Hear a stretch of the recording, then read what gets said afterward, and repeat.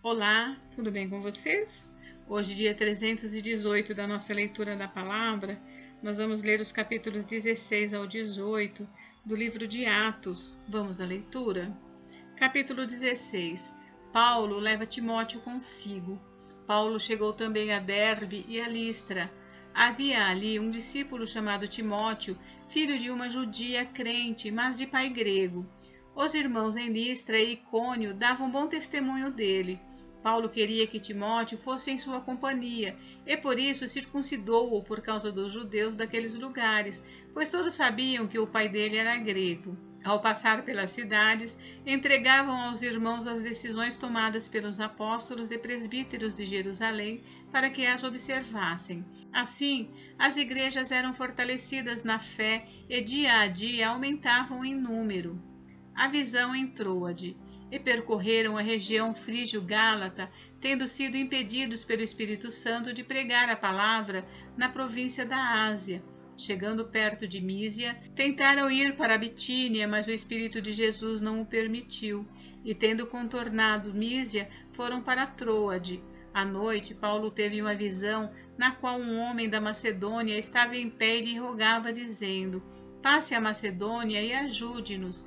Assim que Paulo teve a visão, imediatamente procuramos partir para aquele destino, concluindo que Deus nos havia chamado para lhes anunciar o Evangelho. Paulo em Filipos, a conversão de Lídia. Tendo, pois, navegado de Troade, fomos diretamente para Samotrácia e no dia seguinte a Neápolis. Dali fomos a Filipos, cidade da Macedônia, primeira do distrito e colônia romana. Nesta cidade permanecemos alguns dias. No sábado, saímos da cidade para a beira do rio, onde nos pareceu haver um lugar de oração, e assentando-nos falamos às mulheres que haviam se reunido ali. Certa mulher chamada Lídia, da cidade de Tiatira, vendedora de púrpura, temente a Deus, nos escutava. O Senhor lhe abriu o coração para que estivesse atenta ao que Paulo dizia. Depois de ser batizada, ela e toda a sua casa nos fez este pedido: se julgam que eu sou fiel ao Senhor, venham ficar na minha casa. E nos constrangeu a isso. A cura de uma jovem adivinhadora. Aconteceu que, indo nós para o lugar de oração, veio ao nosso encontro uma jovem possuída de espírito adivinhador, a qual, adivinhando, dava grande lucro aos seus donos. Seguindo a Paulo e a nós, gritava dizendo: estes homens são servos do Deus Altíssimo e anunciam a vocês o caminho da salvação. Isto se repetiu por muitos dias. Então Paulo, já indignado, voltando-se, disse ao Espírito: em nome de Jesus Cristo, eu ordeno que você saia dela. E na mesma hora o Espírito saiu. Paulo e Silas são açoitados e presos. Quando os donos da jovem viram que se havia desfeito a esperança do lucro, agarraram Paulo e Silas e os arrastaram para a praça, à presença das autoridades. E levando-os aos magistrados, disseram: estes homens, sendo judeus, perturbam a nossa cidade, propagando costumes que não podemos aceitar nem praticar, porque somos romanos. Então a multidão se levantou unida contra eles, e os magistrados, rasgando-lhes as roupas, mandaram açoitá-los com varas. E depois de lhes darem muitos açoites, os lançaram na prisão, ordenando ao carcereiro e aos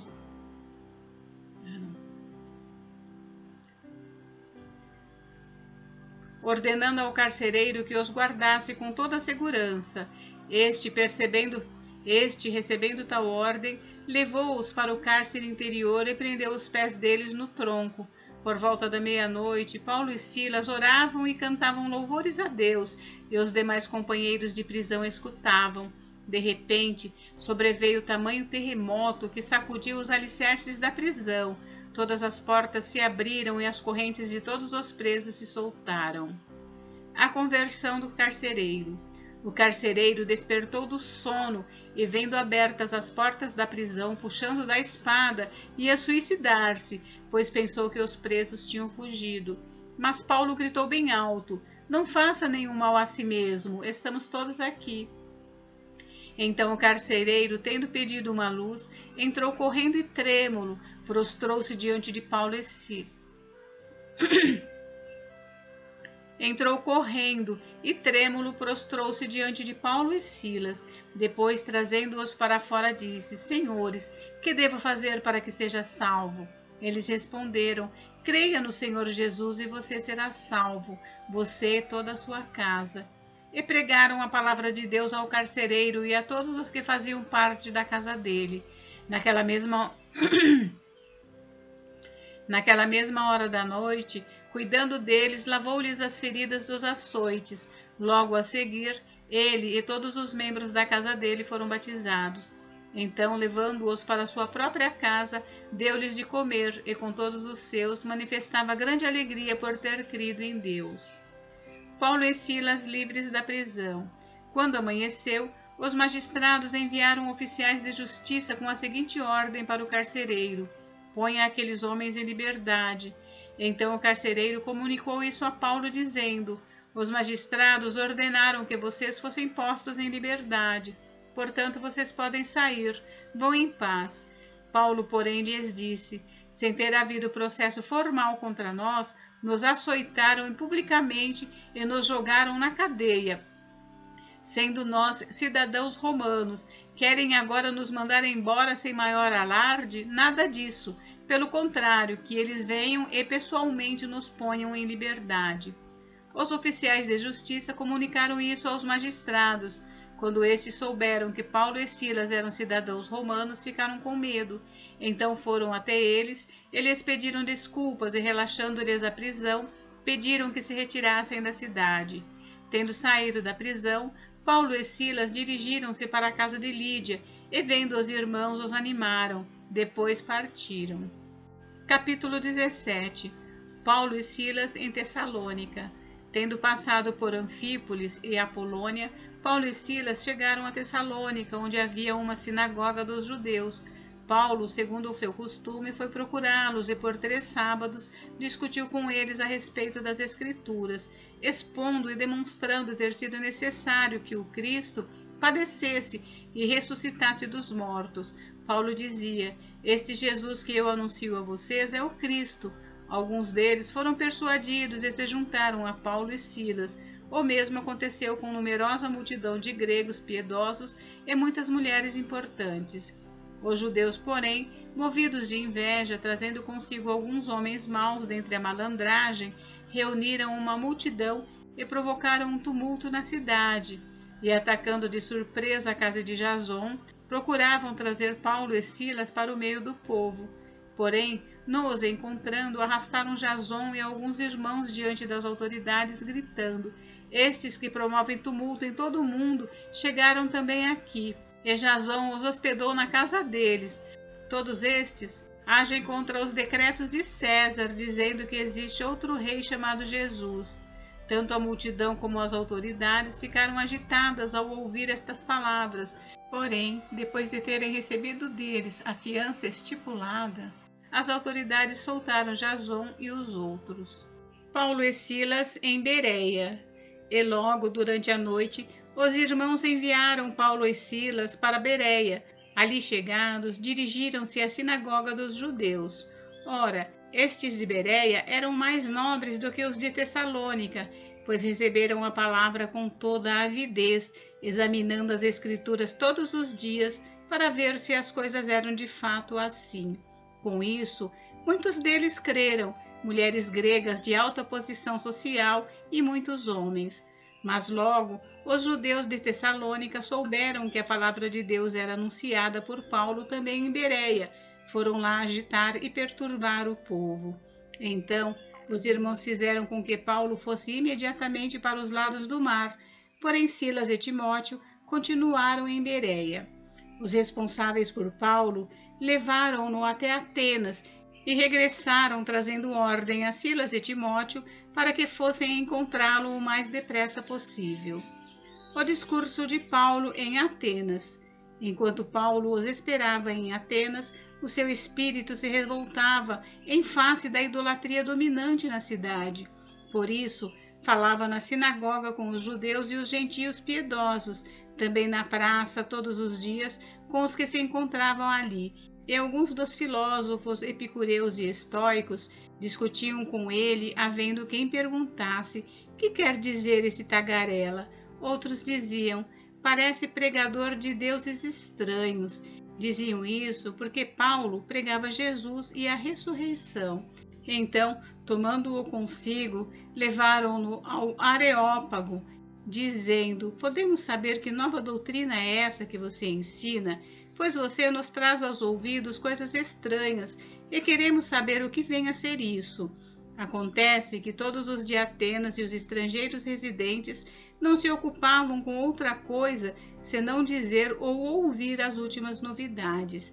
Então Paulo, levantando-se no meio do Areópago, disse: senhores atenienses, percebo que em tudo vocês são bastante religiosos, porque andando pela cidade e observando os objetos de culto que vocês têm, encontrei também um altar no qual aparece a seguinte inscrição: ao Deus desconhecido, pois esse que vocês adoram sem conhecer é precisamente aquele que eu lhes anuncio, o Deus que fez o mundo e tudo o que nele existe, sendo ele Senhor do céu e da terra, não habita em santuários feitos por mãos humanas, nem é servido por mãos humanas como se precisasse de alguma coisa, pois ele mesmo é quem a todos dá vida, respiração e tudo mais. De um só homem fez todas as nações para habitarem sobre a face da terra, havendo fixado os tempos previamente estabelecidos e os limites da sua habitação, para buscarem a Deus, se porventura tateando o possam achar, ainda que não esteja longe de cada um de nós, pois nele vivemos, nos movemos e existimos, como alguns dos poetas de vocês disseram, porque dele também somos geração. Portanto, visto que somos geração de Deus, não devemos pensar que a divindade é semelhante ao ouro, à prata ou à pedra, trabalhados pela arte e imaginação do homem. Deus não levou em conta os tempos da ignorância, mas agora ele ordena a todas as pessoas em todos os lugares que se arrependam, porque Deus estabeleceu um dia em que julgará o mundo com justiça, por meio de um homem que escolheu, e deu certeza disso a todos, ressuscitando-o dentre os mortos. Uns zombam, outros creem. Quando ouviram falar de ressurreição de mortos, uns zombaram e outros disseram: a respeito disso, ouviremos você em outra ocasião. A essa altura, Paulo se retirou do meio deles. Houve, porém, alguns homens que se juntaram a ele e creram. Entre eles estava Dionísio, o Areopagita, uma mulher chamada Dâmaris, e com eles mais algumas pessoas. Capítulo 18. Paulo em Corinto. Depois disso, deixando Atenas, Paulo foi a Corinto. Lá encontrou um judeu chamado Áquila, natural do Ponto, recentemente chegado da Itália, com Priscila, sua mulher, porque o imperador Cláudio havia decretado que todos os judeus deviam sair de Roma. Paulo aproximou-se deles e, como tinham o mesmo ofício, passou a morar com eles e ali trabalhava. O ofício deles era fazer tendas. E todos os sábados Paulo falava na sinagoga, persuadindo tanto judeus como gregos. Quando Silas e Timóteo chegaram da Macedônia, Paulo se entregou totalmente à palavra, testemunhando aos judeus que Jesus é o Cristo. Como eles se opuseram e blasfemaram, Paulo sacudiu as roupas e disse-lhes: que o sangue de vocês caia sobre a cabeça de vocês. Eu estou limpo dele, e a partir de agora vou para os gentios. Saindo dali, entrou na casa de um homem chamado Tício Justo, que era temente a Deus. A casa dele ficava ao lado da sinagoga. Crispo, o chefe da sinagoga, creu no Senhor com toda a sua casa. Também muitos dos coríntios, ouvindo, creram e foram batizados. Certa noite, Paulo teve uma visão em que o Senhor lhe disse: não tenha medo, pelo contrário, fale e não fique calado, porque eu estou com você e ninguém ousará lhe fazer mal, pois tenho muito povo nesta cidade. Assim, Paulo permaneceu em Corinto 1 ano e 6 meses, ensinando entre eles a palavra de Deus. Paulo diante de Gálio. Quando Gálio era procônsul da Acaia, os judeus de comum acordo se levantaram contra Paulo e o levaram ao tribunal, dizendo: Este homem quer persuadir as pessoas a adorar a Deus de um modo contrário à lei. Quando Paulo ia falar, Galho disse aos judeus: se fosse de fato alguma injustiça ou crime de maior gravidade aos judeus, eu teria motivo para acolher a queixa que vocês estão trazendo. Mas como é uma questão de palavras, de nomes e da própria lei de vocês, resolvam isso vocês mesmos. Eu não quero ser juiz dessas coisas. E os expulsou do tribunal. Então todos agarraram Sóstenes, o chefe da sinagoga, e começaram a espancá-lo diante do tribunal. Galho, todavia, não se incomodava com essas coisas. O final da segunda viagem missionária de Paulo. Paulo ficou ainda muitos dias em Corinto. Por fim, despedindo-se dos irmãos, navegou para a Síria, levando em sua companhia Priscila e Áquila. Antes de embarcar, rapou a cabeça em Cencreia, porque tinha feito um voto. Quando chegaram a Éfeso, Paulo deixou ali Priscila e Áquila. Ele, porém, entrando na sinagoga, pregava aos judeus. Pediram-lhe que ficasse mais algum tempo, mas Paulo não quis. Ao se despedir, disse: se Deus quiser, virei visitá-los outra vez, e embarcando partiu para Éfeso. Chegando a Cesareia, foi logo para Jerusalém, e tendo saudado a igreja, seguiu para Antioquia. Havendo passado ali algum tempo, saiu atravessando sucessivamente a região da Galácia e Frígia, fortalecendo todos os discípulos. A terceira viagem missionária de Paulo, Apolo em Éfeso. Nesse meio tempo, chegou a Éfeso um judeu natural de Alexandria chamado Apolo, homem eloquente e poderoso nas Escrituras. Ele era instruído no caminho do Senhor e, sendo fervoroso de espírito, falava e ensinava com precisão a respeito de Jesus, conhecendo apenas o batismo de João. Apolo começou a falar ousadamente na sinagoga. Quando Priscila e Áquila o ouviram falar, levaram-no consigo e com mais exatidão lhe expuseram o caminho de Deus. Quando ele resolveu percorrer a Acaia, os irmãos o animaram e escreveram aos discípulos para que o recebessem bem. Tendo chegado, Apolo auxiliou muito aqueles que, mediante a graça, haviam crido, porque com grande poder convencia publicamente os judeus, provando por meio das Escrituras que Jesus é o Cristo. Gente, encerramos por hoje, mas amanhã tem mais. Fiquem com Deus, Deus abençoe vocês. Até amanhã.